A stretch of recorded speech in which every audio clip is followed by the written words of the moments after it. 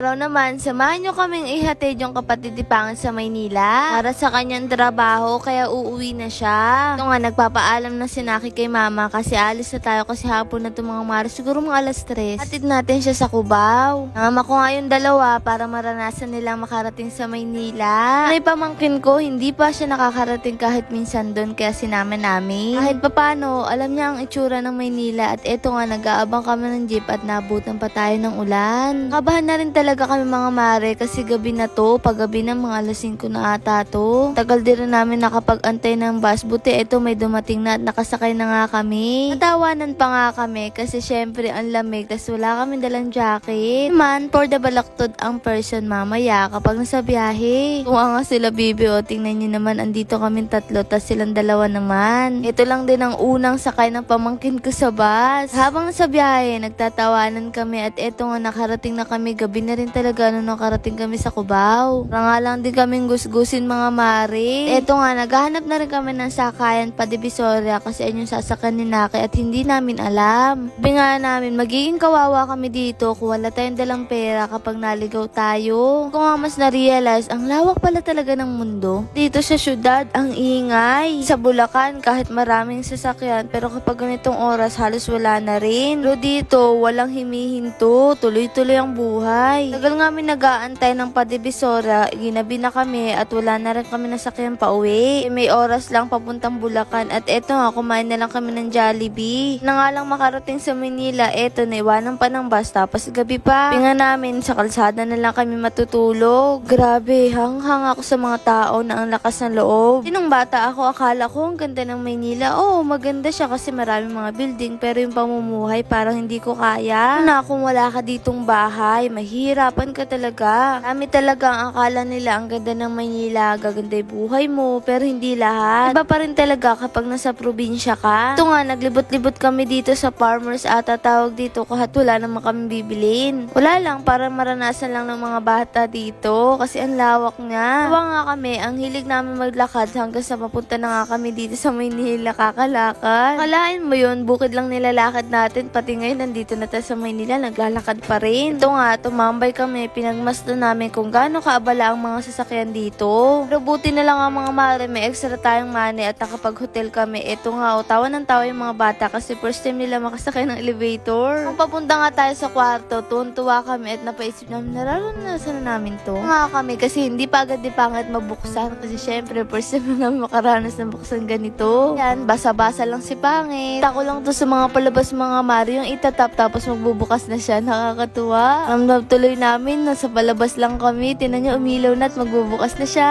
So nga namin mga Mare, ito yung loob niya. Sabi nga dito, insert card tapos magbubukas na lahat ng ilaw. Tinan niyo naman, napakaganda. Tuwang-tuwa talaga kami, tinan niyo naman yung kapatid ko, may pagtalong pa talaga siya, tas biglang namatay yung ilaw. Lapil na ng kapatid ko, kaso biglang namatay yung ilaw kasi dapat pala ilalagay siya at wag aalisin. Eto nga, tuwang-tuwa yung kapatid ko kasi dumilibreng shampoo sa kasabon at sipilyo. Ayan, tingnan nyo naman, binuksan pa talaga. Katuwa nga na naipaparanas namin to sa mga bata at syempre sa kapatid ko at syempre tinan nyo yung pamangkin ko. Na pa kami andito pero yung payong hindi niya talaga binitawan. Tuwa nga sila kasi makakatulog sila sa napakalambot na kutsyon. Kaya nga, halos hindi rin magkamalo, ikot ng ikot. Kasi sa feeling na kapag unang beses mo, yung mga hindi mo nararanasan mo na. Eto nga, sa wakas, naisipan na ng pamangkin ko igilid yung payong kasi kanina pa talaga niya hawak yan. Si Bebe, parang butike, paikot-ikot. Pero bilang ate, natutuwa ako na nakikita siyang masaya. Kumain na nga lang tayo sa Jollibee mga Mare, bumili lang din kami ng tubig para kapag nauuhaw kami. Naman, nanonood pa yung dalawa, dinayo pa dito yung TV. Nakakatawa mga Mare sa mga nangyari. Si Naki ay sasama rin pala, kaya naman nung gabi rin ay pumunta rito. Lang siya nagsabi na alis pala siya doon, tapos kinabukasan doon ang plano niya pumunta ng Bulacan. Kaya kinagabihan ay pumunta rin dito sa hotel kasi nga para sabay-sabay na rin kami bukas at eto nga kinabukasan na to. Tina nga lang, hindi tayo nakaalis kagabi para naman magkakasama ka tayo pag uwi. Kaya pala naiwan tayo ng bus kasi mangyayari magkakasabay-sabay din kami pag uwi. Kapa nga lang nag-check out na kami para makauwi tayo ng maaga. Kaya nagtawanan kami dito, alam nyo bakit? Kasi naisip namin grabe, ang layo narating namin nakapaglakad kami sa Eskinita ng Maynila. Kaya pala tayo ng MRT.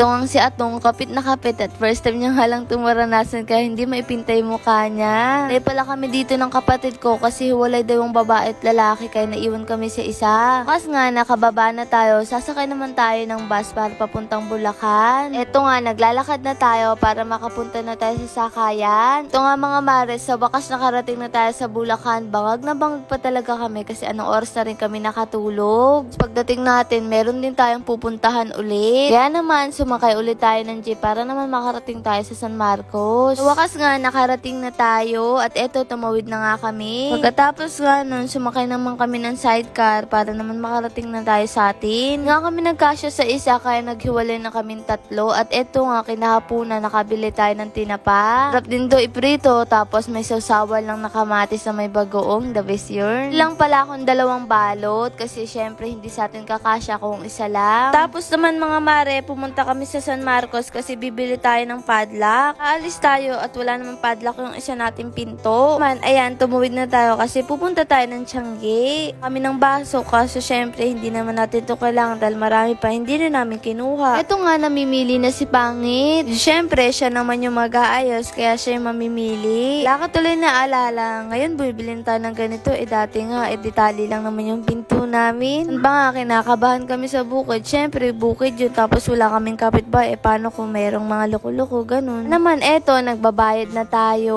Papasalamat din talaga ako sa Diyos kasi nararanasan namin yung mga ganitong bagay na hindi namin nararanasan noon. Sa mga taong katulad namin nangangarap, ay huwag kayong mawawala ng pag-asa. Magsasabi, hindi magiging madali yung mararanasan nyo bago nyo makamit kung ano man yung gusto nyo sa buhay.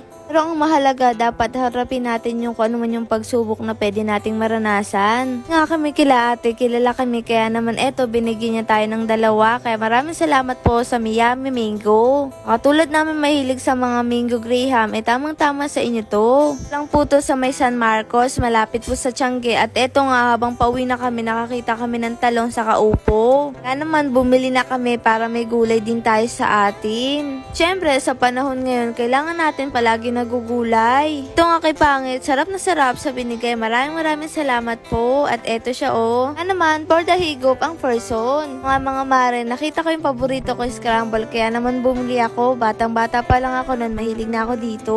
Noon mga mare, ang kaya ko lang dati dito. May teres pa kasi ng araw. Wala ko noon, hindi ako magre-recess para kapag uwi ko, saka ako bibili. At eto nga, bumili ako ng ilang pirasong barbecue ulam namin pandagdag. Minsan lang naman di kami bumili, kaya nang bumili na rin kami at bumili nga rin kami tigi-isang isaw. Habang naglalakad tayo, meron tayo nakakain. May nga ako nababasa na sana all daw. Alam niyo mga mare, isa lang din ako sa taga sana all noon. Sinasabi, sana balang araw kung ano yung nararanasan ng iba ay maranasan din namin. Ngayon nararanasan namin hanggang ngayon hindi rin kami makapaniwala. At nga minsan nagpapakurot pa kasi parang nananaginip daw siya. Pagdating natin, kakain na rin tayo. May din talaga nagtatanong kung bakit daw hanggang ngayon ay dito pa rin kami kumakain sa lapag. Komportable po kaming kumain kapag ganito yung harap-harapan kahit walang lamesa. Para sa amin hindi naman porket ganito na yung buhay natin ay aalisin na natin kung paano yung nakasanayan natin noon. Siguro masama na kung ano yung nakasanayan natin ay gawin pa rin natin. Sabihin lang nun, hindi tayo nakakalimot sa pinanggalingan natin. Kumbaga, marunong pa rin tayong tumanaw ng utang ng loob sa mga naranasan natin dati. Mga mare, hanggang dito na lang ulit, bukas ulit.